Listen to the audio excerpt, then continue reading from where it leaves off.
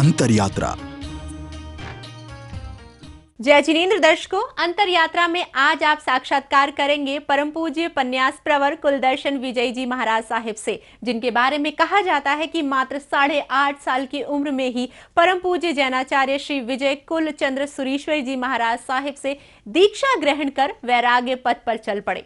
महाराज साहब का जन्म दिनांक 6 फरवरी 1990 को गांधीनगर गुजरात में हुआ था। पिता अशोक भाई ब्राह्मण एवं माता गीराबेन जैन थी। माता पिता ने अपने प्रथम पुत्र का स्वागत बड़े ही हर्षोल्लास के साथ किया और नाम रखा दीपेश।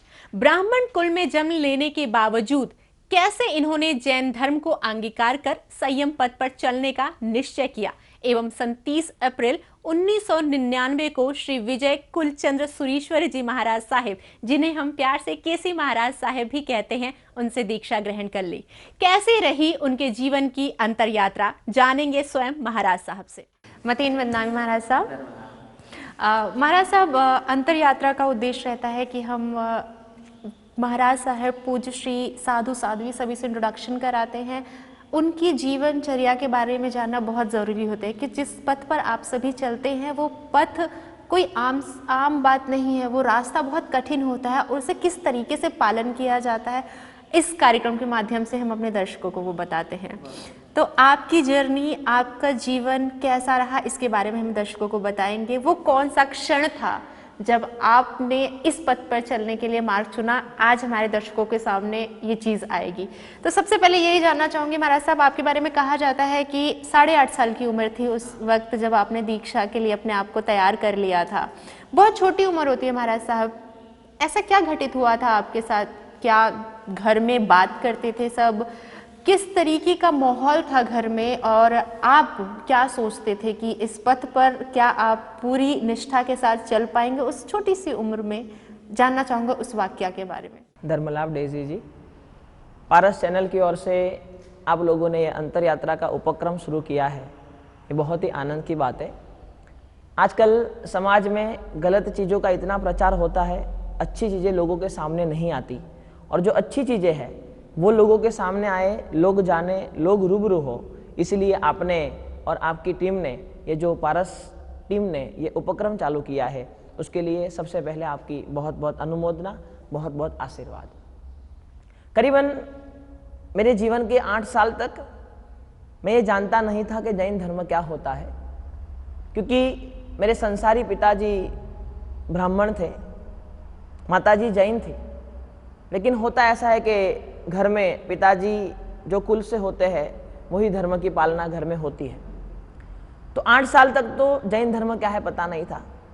मेरे पिताजी की जॉब मुझे बराबर याद है, उस समय पालीताना जो जैनों का सबसे बड़ा यात्रा धाम है, सबसे बड़ा तीर्थ है, वहाँ पे थी।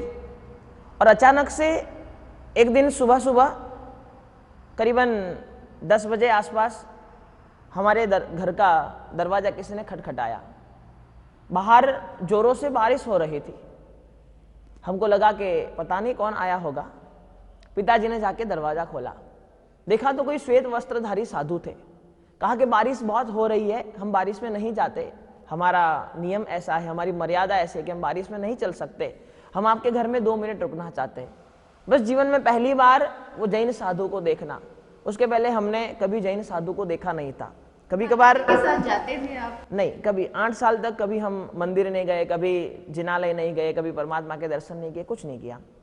पहली बार करीबन जैन साधु को देखना हुआ नज़दीक से, दूर से तो कई बार देखा होगा, पर नज़दीक से पहली बार देखना हुआ। और जब साधु घर में आते हैं तो कुछ न कुछ, हमारा तो कार्य यही है लोगों को धर्म के साथ जोड़ना। तो गुरुदेव उस समय तपागच्छाधिपति प्रेम सुरेश्वर जी महाराज साहब थे, मेरे गुरुदेव आचार्य भगवंत कुलचंद्र सुरेश्वर जी महाराज साहब थे, अन्य सभी साधु संत थे। और गुरुदेव ने कहा कि एक बार पालीताना भक्ति विहार में हमारा चतुर्मास है, अब वहाँ पे एक बार, मेरे माता पिता जी को कहा कि वहाँ पे एक बार बच्चों को लेकर के दर्शन करने के लिए आना। और पहली बार वहाँ जैन साधु का परिचय हुआ और फिर तत्पश्चात हम पहली बार भक्ति विहार धर्मशाला में गए, गुरुदेव से मिले। उस वक्त आपकी उम्र कितनी थी महाराज? उस वक्त मेरी उम्र 8.25 साल की थी। 8.25 साल का मैं था, मैं इतना कुछ समझता नहीं था, लेकिन बचपन से जैन साधु को देखा नहीं था। लेकिन जब से पहली बार देखा तब से मुझे वहाँ जाने की रुचि ज़्यादा होती थी, वहाँ जाने का मन ज़्यादा होता था, बार बार उनके उपासना में जाने का मन होता था, बार बार उनको मिलने जाने का मन होता था। हर 1 दिन 2 दिन 3 दिन पे मेरे मम्मी पापा मुझे वहाँ दर्शन करने के लिए लेकर के जाते थे। और इस तरह से पहली बार जैन धर्म से जुड़ा हुआ, पहली बार जैन साधु से जुड़ा हुआ, और फिर यही जुड़ाव मुझे आज यहाँ तक लेकर के आया। यानी कि उस 1 साल के अंतराल के अंदर 7.25 साल की उम्र से 8.5 साल की उम्र तक तो दीक्षा लेने से पहले का समय था, उस दौरान आपने ये निश्चित तौर पर डिसाइड कर लिया था कि मुझे दीक्षा लेनी है? हाँ, जब 7.25 साल में गुरुदेव को पहली बार मिला तब तो दीक्षा की कोई बात थी ही नहीं, पता ही नहीं था कि दीक्षा क्या होती है, किस तरह से होती है। पर जैसे जैसे गुरुदेव के साथ आते जाते गए, उनसे मिलते गए, चतुर्मास चल रहा था पहली बार जब परिचय हुआ, चतुर्मास के पश्चात गुरुदेव का विहार स्टार्ट हुआ, और उस समय स्कूल में थोड़ी छुट्टियाँ का माहौल था। तो माता पिता को हमने कहा कि हमको गुरुदेव के साथ रहना अच्छा लगता है, हम गुरुदेव के साथ थोड़े दिन विहार के लिए जाते हैं। तो ऐसे धर्म से जुड़ा हुआ परिवार था, उन्होंने कहा कि ठीक है, कोई बात नहीं, आप कुछ अच्छा सीखोगे, कुछ अच्छा पढ़ोगे, अच्छा लेकर ही वहाँ से आओगे तो आप जा सकते हो। तो इस तरह से धीरे धीरे विहार में गए, और इस तरह से करीबन 9 से 10 महीने के समय में, मतलब 7.25 साल से लगा के 8.5 साल तक में इतने संस्कारों की इतनी असर हुई, उनके उपदेशों की इतनी असर हुई, और उनके साथ रहते रहते सबसे बड़ी चीज़ है कि उस समय शायद उपदेश की असर या प्रवचन की असर नहीं होती, लेकिन एक लगाव जो बनता है, जो आदमी को खींचता है, जो बच्चे को खींचता है, छोटे बच्चों को खींचता है, वो लगाव गुरुदेव के प्रति इतना बना कि वह लगाव मुझे संयम के मार्ग तक लेकर के गया। महाराज साहब, बहुत आश्चर्य की बात है कि 8-9 महीने के अंतराल में आपने इतना बड़ा डिसीजन ले लिया। आपने तो अपना मन बना लिया था, माता पिता तैयार हो गए थे? परिवार में कई दिक्कतें आई, कई मुसीबतें आई, लेकिन माता पिता स्ट्रांग थे कि बच्चा अच्छे मार्ग पे जा रहा है, तो चाहे कोई विरोध भी, कई लोगों ने विरोध भी किया, क्योंकि ब्राह्मण परिवार से थे कई लोग, तो उन्होंने कहा कि नहीं, जैन धर्म में दीक्षा क्यों लेनी, ऐसी कई चीज़ें हुई। लेकिन उनकी थी कि बच्चे की इच्छा है, उसकी लगन है, उनका गुरुदेव के साथ मन मिल गया है, तो वो उस मार्ग पे आगे चले, उसमें हमें कोई परेशानी नहीं है। नहीं, मेरा एक छोटा भाई भी है, मेरी 2 बहनें भी है, पूरा परिवार है, लेकिन आप सबसे बड़े थे? हाँ, मैं सबसे बड़ा था। और बस ये माता पिता जी की ये भावना बनी कि यदि उनकी लगन ये गुरु भगवान के साथ है तो हम उनको रोकेंगे नहीं, और उन्होंने सहमति दी, उन्होंने हमें परमिशन दी, और उसके बाद में जब हमारे भाव प्रबल थे तो पूरा परिवार भी धीरे धीरे जुड़ गया, और संयम के पथ पर हम आगे बढ़े। तो यानी कि धर्म की नगरी आपने शुरू की जाना, और आज तक उस नगरी में ही है। पूज्य श्री, अगर हम बात करें आपके समय की और अब के समय की, तो बहुत ज़्यादा समय नहीं हुआ है, लेकिन देखा जाए तो बहुत ज़्यादा भी समय हो गया है, क्योंकि इस तरीके से हमारा देश डिजिटलाइज्ड हुआ है। बाहर की दुनिया का जो देश के बाहर अगर हम जाएं, वहाँ की चकाचौंध इस तरीके से हमें जकड़ चुकी है। आज के दौरान भी बच्चे दीक्षा ले रहे हैं, 6 से 7 साल की उम्र में हम देखते हैं कि छोटे छोटे बच्चे दीक्षा लेने के लिए आगे आ रहे हैं। आपको लगता है कि वो आने वाले समय में, क्योंकि आपने तो बताया घर में धर्म का माहौल था, लेकिन शायद आज जहां हो रहा है धर्म का माहौल है या नहीं है हम नहीं समझ सकते, बच्चे आने वाले समय में उस चर्या को निभा पाएंगे? क्योंकि बहुत कठिन चर्या होती है आप सभी की। देखो, दीक्षा एक ऐसी चीज है, करीबन हमारे धर्मों में ऐसा बताया गया है, जैन धर्म में, कि 8 साल की उम्र के बाद दीक्षा दे सकते हैं। हमारे आगम ग्रंथों में ऐसा लिखा गया है। तो इसीलिए करीबन कोई अपवाद 1-2 किस्सों को छोड़ के 8 साल से नीचे करीबन किसी की दीक्षा मैंने नहीं देखी, नज़दीक के भविष्य में मैंने सुनी नहीं है। 8 साल के बाद दीक्षा होती है, और मेरा अनुभव भी है, और मैंने इतने सालों संयम की साधना करने के बाद में जाना है, इतना अभ्यास करने के बाद में मैंने समझा है कि दीक्षा ये मात्र ये भव के संस्कार नहीं होते। ये भव के संस्कार से 8 साल का बच्चा दीक्षा नहीं ले सकता। उसके लिए कुछ ना कुछ पूर्व भव के संस्कार और ये भव के माता पिता के पूर्ण संस्कार, जब दोनों का समन्वय होता है, पूर्व भव की कोई अधूरी साधना, पूर्व भव का कोई ऋणानुबंध, पूर्व भव की कोई धर्म के साथ लेना देनी, पूर्व भव का कोई साधु संतों के साथ का कनेक्शन, ये जब होता है तभी बेटा 8 साल की उम्र में दीक्षा लेने के लिए निकलता है। वरना वो दीक्षा के लिए आजकल के 8 साल के बच्चे को मंदिर जाना भी शायद पसंद न हो, ऐसे भी लोग हैं। पर ये दीक्षा लेने का भाव किसको होता है? जिसका पूर्व भव का कोई ना कोई धर्म के साथ कनेक्शन है, पूर्व भव का कोई ना कोई ऋणानुबंध है, और बचपन से वो संस्कार मिले। क्योंकि माहौल चाहे समाज का कितना खराब हो जाए, संसार का कितना खराब हो जाए, लेकिन बच्चे को यदि बचपन से अच्छे माहौल में रखा गया हो, बच्चे को यदि बचपन से अच्छे संस्कार दिए गए हो, तो संयम के पथ के ऊपर वो आ सकता है। और आने के बाद दूसरी बात रही निभाने की आने वाले समय में। लेकिन ये धर्म कैसे होता है? धर्म मन से होता है। मन से यदि आदमी स्ट्रांग हो, हमारे सामने भी हजार प्रलोभन आते हैं हमको गिराने के लिए, हमको पतित करने के लिए, हमको नीचे गिराने के लिए हजारों प्रलोभन हमारे सामने भी आते हैं, क्योंकि आप जो संसार में रहते हो हम भी वही संसार में रहते हैं, तो हमारे सामने भी हजारों प्रलोभन है। लेकिन फिर भी धर्म कैसे होता है? धर्म मात्र मन से होता है। आदमी जो मन से स्ट्रांग होता है, मन से स्थिर होता है, मन से मजबूत हो जाता है, उसको संसार के चाहे कितने ही प्रलोभन आ जाए लेकिन उसको कोई गिरा नहीं सकता। और जो मन से वीक है, और इसीलिए जब हम गृहस्थ में से संयम जीवन में आते हैं तब हमें सबसे पहली शिक्षा मन को स्थिर करने की दी जाती है कि मन कैसे आपका शांत हो, मन कैसे आपका स्थिर हो, मन कैसे आपका प्रलोभनों से दूर हो। वरना आज का समय ऐसा है कि आपको दुनिया की गलत से गलत चीज 1 मिनट में आपके सामने उपस्थित हो सकती है। आज ये जमाना है। लेकिन फिर भी आज भी मात्र जैन धर्म में मैं नहीं कहूंगा, चाहे हिंदू धर्म हो, चाहे बौद्ध धर्म हो, चाहे सिख धर्म हो, चाहे कोई भी धर्म हो, संसार में हजारों नहीं लाखों की संख्या में साधु संत अपनी साधना कर रहे हैं। और आज नहीं, चाहे समय कितना ही खराब आ जाए, लेकिन आने वाले हजारों सालों तक ये साधना करते रहेंगे, क्योंकि साधना मन का सब्जेक्ट है। और मन जिसका मजबूत होता है वो चाहे कैसी भी विकट परिस्थिति आ जाए लेकिन अपनी साधना को आगे चला सकता है। साधना को आगे चलाने के लिए अगर हम बहुत साल पहले जाए महाराज साहब, तो लोग घरों में नहीं, मंदिरों में नहीं, जंगलों में जाके तपस्या करते थे। बट आज अगर हम छोटे बच्चों की दीक्षा की बात करते हैं तो वहीं बड़े जो साधु साध्वी हैं उनके ऊपर अगर बात की जाए तो पब्लिसिटी का भी खुमार चढ़ता है, शायद तभी अपने आप को आगे रखने के लिए। क्योंकि कहते हैं आजकल, अगर बुरा नहीं मानेगा महाराज साहब, लेकिन आजकल कंपटीशन हो गया है साधु साध्वी की जीवन जो चर्या निभाते हैं उनके अंदर भी, कि हमारा प्रवचन ज़्यादा चल रहा है या उनका प्रवचन ज़्यादा चल रहा है, कौन ज़्यादा पॉपुलर है। तो उस सिचुएशन में देखते हुए, जब बहुत समय से जो दीक्षा लेकर 50-60 साल हो गए उनको दीक्षा ले, लेकिन अभी भी पब्लिसिटी की खोज में घूम रहे हैं वो लोग, वहीं हम छोटे बच्चे से ये उम्मीद कैसे कर सकते हैं कि दीक्षा लेने के बाद वो संयम पथ पर अच्छे से निभा पाएगा और चल पाएगा? बहुत अच्छा सवाल किया है आपने कि आज के समय में प्रचार का माध्यम आपको लगता है कि थोड़ा ज़्यादा बढ़ रहा है, कंपटीशन का माहौल थोड़ा ज़्यादा बढ़ रहा है।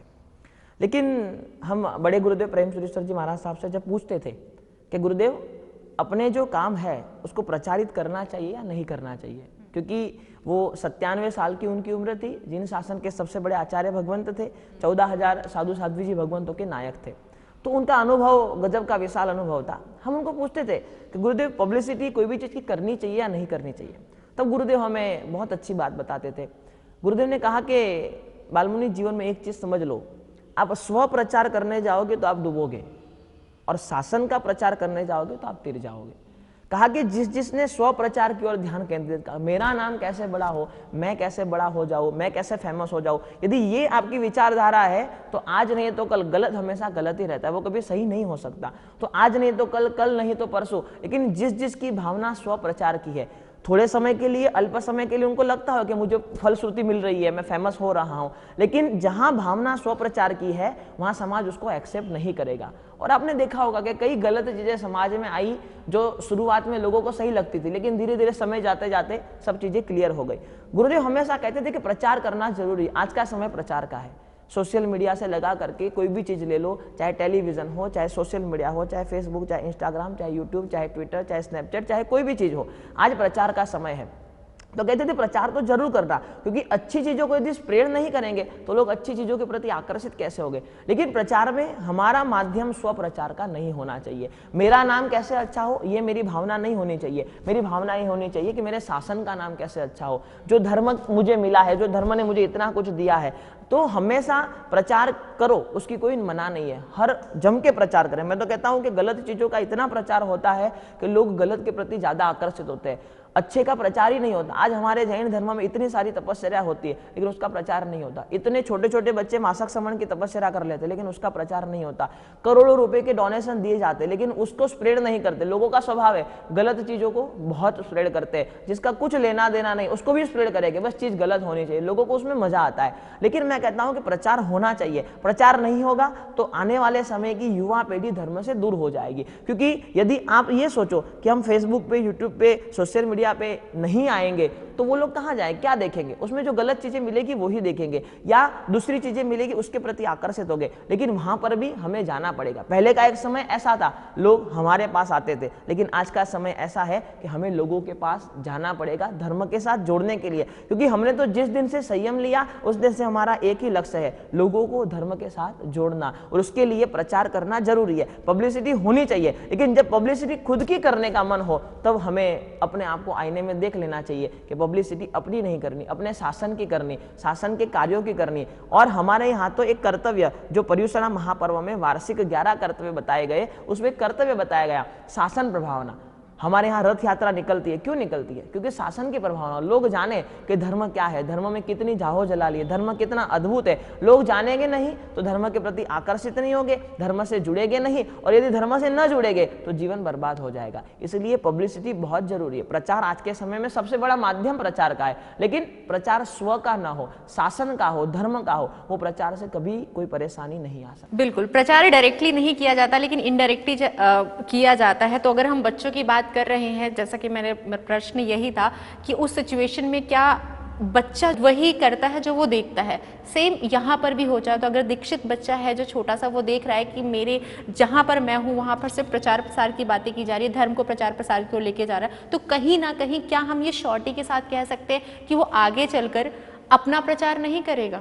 ये सोचने वाली बात जरूर है, लेकिन ये कब तकलीफ होगी? जब माहौल गलत मिला हो, जब वो ऐसे माहौल में पला हो। संसार की बात छोड़ दो, आज 8 साल में संसार में रहा, लेकिन संसार में क्या चीज़ थी मुझे कुछ याद नहीं है। मैं 22-23 साल से मेरे दीक्षा लेकर के, मुझे संयम लेकर के हो गए। तो यहाँ अगर के जो मैं संस्कारित हुआ, जो मुझे तैयार किया गया, वही चीज़ें मुझे जीवन भर साथ रहने वाली है। तो संसार की बात छोड़ दो, उसका उसमें कहाँ कौन सा माहौल मिला था वो उसकी जगह है। लेकिन सोचने वाली बात यह है कि यदि संयम लेने के बाद उसको गलत माहौल मिलेगा तो निश्चित वो गलत रास्ते पर जा सकता है, पूरी संभावना। लेकिन क्या श्योरिटी के साथ आप कह सकते हैं जिसने दीक्षा लिया उसने कभी गलत काम नहीं किया? नहीं हो, ऐसा हो ही नहीं सकता। जिसने दीक्षा ली है उसने गलत काम किया, ऐसा 100% हो सकता है। लेकिन हमारा जीवन है दीक्षा लेने के बाद नहीं किए, उसकी श्योरिटी हमको चाहिए। संसार में कई लोग ऐसे भी मेरे ध्यान में, इतने महाराज साहब है ऐसे भी है जो संसार में गुंडे मवाली जैसे थे, किसी से पैसे नहीं। दीक्षा लेने के बाद की बात में, दीक्षा, हाँ, दीक्षा लेने के बाद हम 99% ये कह सकते हैं। देखो, जहाँ 100% हमारे भगवान, हमारा जैन धर्म अनेकांतवाद का धर्म है, यहाँ श्योरिटी के साथ हम कुछ नहीं कह सकते। एकांतवाद परमात्मा ने मना किया, परमात्मा ने कहा कि एकांतवाद कुछ नहीं हो सकता, यहाँ अनेकांतवाद है। ये भी हो सकता है तो ये भी हो सकता है। समाज में आपको अच्छे साधु भी मिलेंगे तो समाज में आपको बुरे साधु भी मिलेंगे। अब हमारी दृष्टि कहाँ पे, ये बड़ा मायने रखती है। हमारी दृष्टि, हम भीतर से अच्छे खोजने की कोशिश करेंगे तो हम अच्छे के पास जाएंगे। यदि भीतर में हमारे बुराई पड़ी है तो हम बुरे के पास जाएंगे। साधु हर तरह के समाज में उपलब्ध है, क्योंकि 14,000-15,000 जैन समाज के साधु साध्वी, चारों संप्रदाय के मिला करके, उसमें मैं ये नहीं कह सकता कि कोई गलत नहीं है, 100% हो सकता है। क्योंकि समाज, समय ऐसा है, गिरता समय है, समाज की आसपास के लोग ऐसे हैं जो कहीं ना कहीं उनको गिरने के लिए प्रेरित करते हैं। लेकिन हमारी दृष्टि हमारी अच्छी होगी तो हम अच्छे की ओर आकर्षित होंगे, अच्छे के साथ जुड़ेंगे। और गलत चाहे कितना ही अच्छा लगता हो शुरुआत में, लेकिन अंततः वो खत्म हो ही जाता है। इसलिए जो बचपन से कोई भी संस्कार से उठा हो, लेकिन वो बालक यदि अच्छे ग्रुप में आया, अच्छे समुदाय में आया, अच्छे साधुओं के पास आया, अच्छे गुरु के पास आया, तो वो ऊपर ही उठना है। लेकिन कहीं ना कहीं गलती से गलत ग्रुप में, गलत समुदाय में, गलत जगह पे चला गया तो उसका पतन हो सकता है, उसकी पूरी संभावना है। और ये समाज में 100% ऐसे भी लोग हैं जो संयम लेने के बाद में भी पूरी तरह से संयम जीवन का पालन नहीं कर सकते, लेकिन हमें वहाँ पे नहीं देखना है। हमारे यहाँ कहा गया है कि हमारी दृष्टि गेहूं पे रखनी, कंकर पे नहीं रखनी, क्योंकि गेहूं चाहे कितने ही हो, कहीं ना कहीं से तो कंकर निकल नहीं है, तो हम उससे छूट नहीं सकते। कहीं ना कहीं कंकर है, लेकिन हम यदि दृष्टि को अच्छी रखेंगे तो बुरे से बुरे इंसान में भी हमें अच्छाई दिख जाएगी। तो बचपन से जो तैयार इस तरह से साधु होते हैं उनको संस्कारित किया जाता है, साधना मार्ग पे चलाया जाता है। और सबसे बड़ी बात है ज्ञान। जब ज्ञान आदमी के जीवन में प्रकट हो जाता है, हमारे यहाँ इतने सारे धर्म ग्रंथ, इतने सारे शास्त्र, इतनी सारी चीजें हैं, जब वो डीप से, अंदर से एकाग्रता पूर्वक जब उसका अभ्यास कर लेता है तो करीबन मुझे फेमस होना है, मुझे प्रसिद्ध होना है, मुझे प्रचार माध्यम में आना है, वो संभावनाएं करीबन खत्म हो ही जाती है। 99% में तो हो ही जाती है, और 1-8% कोई हो तो उसका कुछ हम कर नहीं सकते। लेकिन फिर भी समाज में आज साधुओं को देखा जाए तो 99% साधुओं के जीवन में ये मनोकांक्षा नहीं है कि हम प्रसिद्ध हो, शासन के लिए ही हमेशा वो काम करने की सोच रखते हैं। बिल्कुल, आपने यहाँ पर शब्द इस्तेमाल किए कि अनेक ग्रंथ हैं और अच्छे गुरु, अच्छे ग्रुप में जाना हमारा डिसीज़न है। धर्म कई प्रकार के हैं, संप्रदाय कई प्रकार के हैं, जैन में भी 4 प्रकार के संप्रदाय हैं। अगला प्रश्न इसी पे लेते हैं। आज का युवा कहीं ना कहीं भटक रहा है महाराज साहब, वो धर्म को नहीं मान रहा है। उसका ये कहना है हम धर्म को क्यों माने, धर्म मानने के लिए हम आगे इसलिए नहीं आते क्योंकि धर्म अपने आप में बटा हुआ है। जैसे आपने स्वयं कहा कि जैन में ही 4 संप्रदाय हैं, तो अगर एक जैन व्यक्ति है तो वो ये कहेगा कि मैं कौन से संप्रदाय में, माना कि उसके पेरेंट्स जिसमें है वो उसी को फॉलो करेगा, लेकिन अगर वो सोचे, एक तरफ हम कहते हैं हर चीज़ एक ही है, धर्म एक ही है, वहीं हम कहते हैं धर्म के अंदर कई संप्रदाय हैं, कई ग्रंथ हैं, तो हम क्या फॉलो करें। तो इसी वजह आज का युवा जो है ये एक बहुत इम्पॉर्टेंट रीज़न है महाराज साहब, जिसकी वजह से धर्म को मानने के लिए इनकार किया जाता है। कहते हैं अगर हम संपन्न हैं तो वही धर्म है, और अगर हमारे पास पैसा है तो हम हर धर्म को मान सकते हैं। तो ये जो कन्फ्यूज़न है कि युवा धर्म को नहीं मान रहा है, धर्म अपने आप में ही बटा हुआ है, तो उस पर क्या कहना चाहेंगे। देखो, संसार में आज खाली भारत में देखने जाओ तो 10,000 से ज़्यादा अलग अलग सेक्ट्स है, अलग अलग धर्म आपको मिलेंगे। संसार में चाहे आप अमेरिका चले जाओ, चाहे यूरोप चले जाओ, चाहे लंदन चले जाओ, चाहे अफ्रीका चले जाओ, चाहे कोई भी खंड में चले जाओ, कहीं एक धर्म आपको संसार में मिलेगा ही नहीं। अलग अलग अलग अलग अलग अलग, क्योंकि हमारे यहाँ एक पंक्ति बड़ी अच्छी लिखी गई है, मुंडे मुंडे मतिर भिन्ना। जितने दिमाग होंगे उतनी विचारधाराएं अलग होगी। एक ही चीज को मैं कहूंगा तो अलग ढंग से कहूंगा, आप कहोगे तो अलग ढंग से कहोगे, लेकिन चीज वही होगी। मैंने करीबन संसार के कई सारे, सभी तो नहीं कह सकते, लेकिन कई सारे धर्मों का अभ्यास किया है, उनकी फिलोसॉफी को पढ़ा है, उनके सिद्धांतों को पढ़ा है, और इतने सारे ग्रंथों का, धर्मों का अभ्यास करने के बाद में मैं एक चीज समझा हूं कि धर्म बटा हुआ है, ये कैसे कह सकते हैं, क्योंकि क्रियाएं बटी हुई है। क्रियाएं, कोई मुंहपत्ती लगाता है, कोई नहीं लगाता है। हम मुंहपत्ती हाथ में रखते हैं, वो मुंहपत्ती बांध देते हैं, लेकिन मुंहपत्ती का इस्तेमाल तो सभी करते हैं। इसी तरह से धर्म के क्षेत्र में यदि देखा जाए, दूसरे धर्म की बात छोड़ते हैं, जैन धर्म के ऊपर आते हैं। जैन धर्म में मुख्यतया देखे जाए तो 4 संप्रदाय हैं, मूर्ति पूजक, स्थानकवासी, मूर्ति पूजक मंदिर मार्गी, मूर्ति पूजक तेरापंथ और दिगंबर। 4 संप्रदाय हम देखे जा सकते हैं। श्वेतांबरों में, दिगंबरों में अलग अलग अलग अलग कई संप्रदाय। अब मूर्ति पूजन में भी देखा जाए तो खरतरगज, अचलगज, तपागज, पाइचनगज, ऐसे कई सारे सेक्ट्स है, अलग अलग अलग अलग अलग। लेकिन मुझे बराबर याद है कि गीता जी में श्री कृष्ण जी ने बड़ी अच्छी पंक्ति लिखी है। उनको पता था कि युवा भटकेगा, क्योंकि इतने सारे जब ऑप्शन आदमी के सामने आते हैं तो आदमी भटकना है, कहाँ कहाँ जाए, क्योंकि एक ये एज ऐसी है, युवा अवस्था, उसमें हर चीज प्रति आकर्षित होता है, हर चीज के पास जाने का मन होता है, हर चीज का एक्सपीरियंस करने का मन होता है। लेकिन हमारे पूर्वज जो लिख के गए वो बहुत सोच समझ के लिख के गए, क्योंकि उनको पता था हमारे पास इतना जीवन नहीं है कि हम हर धर्म को ट्राई करें, उसको एक्सपीरियंस करें, उसके बाद में उसमें आगे बढ़े, तब तो जीवन खत्म हो जाना। हमारे पास इतना लंबा जीवन नहीं है। इसलिए जैन धर्म की बात नहीं करता, श्री कृष्ण जी ने भगवत गीता में बड़ी अच्छी पंक्ति लिखी। उन्होंने लिखा, स्वधर्मे निधन श्रेय पर धर्मो भयावह। उन्होंने बड़ी अच्छी गजब की बात लिखी। जब जब ये सवाल मेरे सामने आता है तो मैं इसका यही प्रत्युत्तर देता हूं। श्री कृष्ण जी कहते हैं कि हमें जो मिला है वही हमारे लिए श्रेष्ठ है। स्वधर्मे निधन श्रेय, उसमें मरना भी पड़ जाए तो भी हमारे लिए वही बेस्ट है। पर धर्मो भयावह, दूसरा हमेशा भयावह होता है। हमारा घर चाहे कैसा हो, टूटा हो, फूटा हो, लेकिन हमारा है। संसार के हर व्यक्ति जब ये भावना मन में रखे कि मुझे जो मिला हुआ है वो बेस्ट है, वरना आदमी 100% भटकेगा।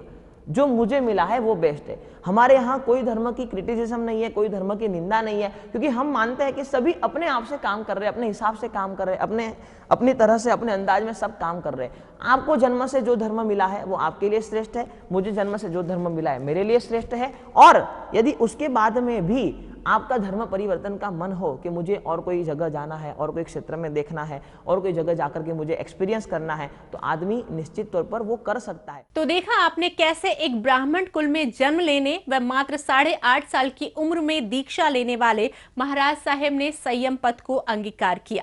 दर्शकों, समय का अभाव है, कारणवश इस चर्चा को कुछ पल का विराम देना होगा। पुनः आपसे मुलाकात होगी कल इसी समय महाराज साहब के साथ, और आज की चर्चा को आगे बढ़ाते हुए ग्रहण करेंगे धर्म का सही मर्म। जुड़े रहिए पारस चैनल के साथ। जय जिनेंद्र।